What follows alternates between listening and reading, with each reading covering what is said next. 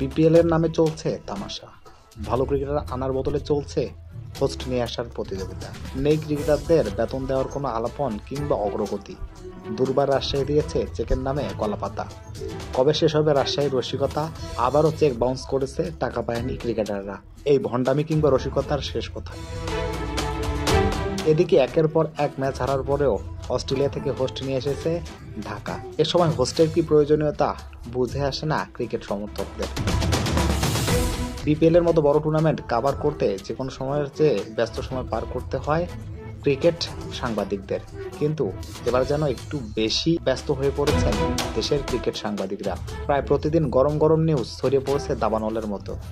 আর BPL যে ইতিবাচকের চেয়ে নেতিবাচক সংবাদের কারণেই বেশি আলোচিত কিংবা সমালোচিত, তার নতুন করে বলার কি আছে। এবার টুর্নামেন্টে নেতিবাচক সংবাদ শিরোনামে আগের বিপিএলকে ছাড়িয়ে যাওয়ার হুমকি দিয়ে রাখছে। এবার যেন অন্যরকম বিপিএল করার ঘোষণা দিয়ে রেখেছিল বিসিবি। বাস্তবে দেখা যাচ্ছে ঠিক তার উল্টো, অন্যবারের চেয়ে বেশি সমালোচনায় ব্যস্ত চলতি সময়ের বিপিএল। তাহলে কি এমন চমকি দিতে চেয়েছিল বিসিবি?